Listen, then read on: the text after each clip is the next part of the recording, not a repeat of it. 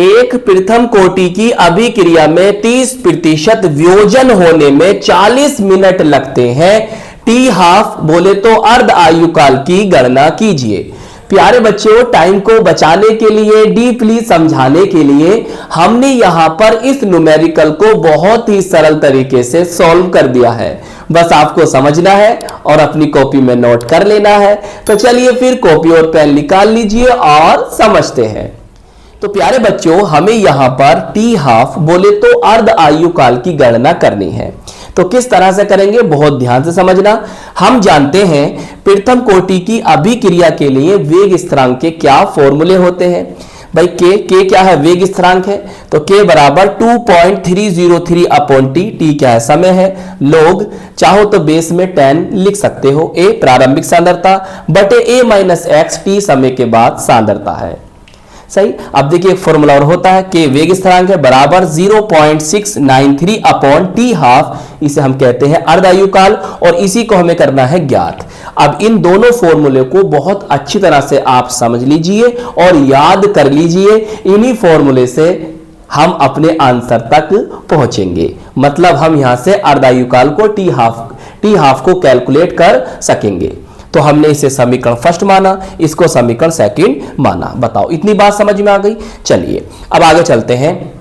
प्यारे बच्चों, वो कहता है कि एक प्रथम कोटि की अभिक्रिया में 30% वियोजन होने में, बस 30% बोले तो 30% क्या हो रहा है, डिसोसिएशन हो रहा है, वियोजन हो रहा है। अब देखो हम क्या करेंगे प्यारे बच्चों, यहां पर हम इस 30% हो लिखा हो या 70% लिखा हो या 75% लिखा हो या 95% लिखा हो, इस तरह के मैं आपको बहुत से न्यूमेरिकल करा चुका हूं।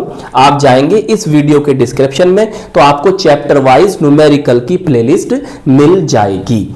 देखो जब भी आप 30% जब भी आप ये प्रतिशत देखो तो क्या करना है आपको, देखो प्रारंभिक सांद्रता को आपको मान लेना है 100 ए को, और टी समय के बाद सांद्रता कैसे होगी, ए माइनस एक्स। कैसे लिखोगे भैया, देखो ए कौन है, 100 है, अब इधर रखा 30, तो यहां पर माइनस कर दोगे 30, कितना आ जाएगा, 70 आ जाएगा। सही है, ऐसा करना होगा आपको। देखिए ऐसे मैंने करा, ए बराबर 100 आ गया, सही है, और a माइनस एक्स 100 माइनस 30 करा तो कितना आ जाएगा, a माइनस एक्स बराबर कितना 70 आ जाएगा। और देखो वो कहता है 40 मिनट लगते हैं, तो t बराबर हमारा 40 मिनट, शॉर्ट में लिख दिया MIN, चाहे तुम हिंदी में लिख दो मिनट, इससे कोई फर्क नहीं पड़ रहा। बताओ इतनी बात समझ में आ गई। अब हम क्या करेंगे, ब्लैक पेन से लिखना, सभी मानों को समीकरण 1 में रखने पर, हम इस वाली समीकरण में ये मान रखने जा रहे हैं। चलो आ जाओ, रखते हैं मान। के हमारा के आ गया 2.303, सर ये लिख दिया 2.303 अपॉन टी का मान हमें दे रखा कितना 40, हमने यहां पर 40 लिख दिया, लोग लिख दिया। ए कितना है, 70 है, ए कितना है, 70 नहीं भाई, ए कितना है 100, ए कितना है 100 आ गया। ए माइनस एक्स कितना है, 70 है, 70 आ गया। अब देखो ध्यान से हमने क्या करा प्यारे बच्चों, नन्हे मुन्ने बच्चों, इस पॉइंट इस 0 से 0 चला गया। सही। अब मेरी बात जरा ध्यान से समझना, आपका यहां क्या बचा, सर हमारा बचा log 10 अपॉन 7। सही है, हमने एक फॉर्मूला याद करा था जब मैंने आपको न्यूमेरिकल कराए थे, या आपने क्लास 9 में पढ़ा होगा, log m upon log n।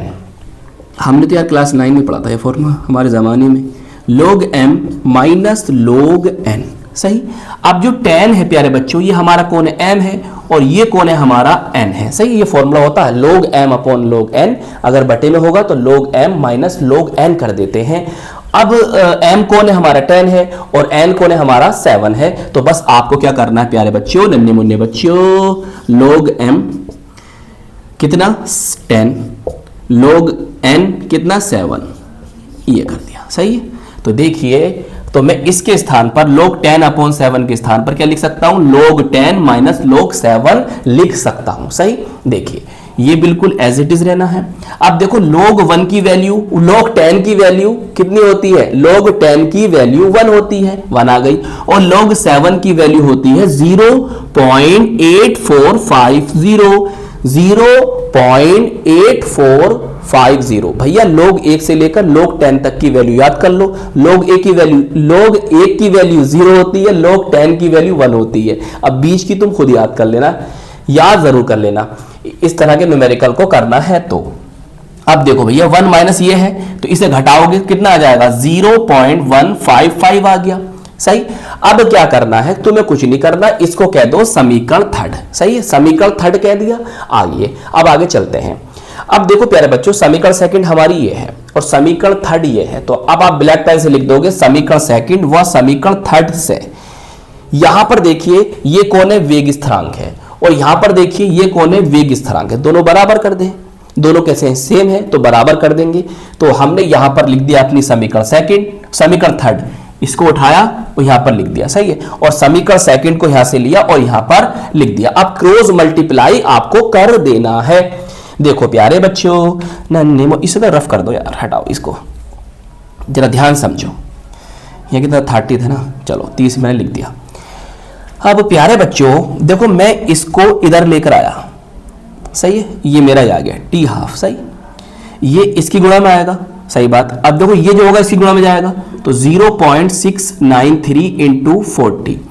अब जो इसकी गुणा में आए थे, जब मैं यहां से टी हाफ का मान निकालूंगा तो ये सब का आएंगे इसके बटे में आ जाएंगे, तो ये सब वैल्यू का आ गई इसके बटे में आ गई।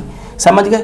चलिए अब बहुत ध्यान समझना, देखो मेरी बात याद रखो। देखो ये और ये तो फिक्स वैल्यू हैं भाई, ये देखो यहां पर फिक्स वैल्यू, तो ये भी फिक्स वैल्यू थी, तो इनकी भाग देने पर कितना आता है इसे याद कर लीजिए। इस तरह के सीन आपको बहुत मिलेंगे अगर इस टाइप के न्यूमेरिकल करोगे तो याद रख लो, जब आप इससे भाग दोगे तो आता है 0.3009। याद कर लो 0.3009 आता है, इंटू 40 आ गया, और नीचे 0.15 है। सही प्यारे बच्चों।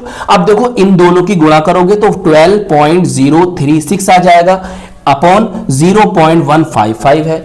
अब देखिए प्यारे बच्चों, जब आप इसको भाग करोगे तो भाग करने पर आपका आ जाएगा टी हाफ बोले तो अर्ध आयुकाल बराबर 77.65 मिनट। यही आपके इस न्यूमेरिकल का आंसर होगा। कहीं आपको 77.7 मिनट भी लिखा मिल सकता है, कोई बात नहीं। सही है, तो आई होप ये न्यूमेरिकल आपको अच्छी तरह से समझ में आ गया होगा। तो प्यारे बच्चों अपना ख्याल रखिएगा, खूब मेहनत से पढ़ाई करते रहिएगा। हम मिलेंगे आपको इसकी नेक्स्ट वीडियो में। जय हिंद, जय भारत।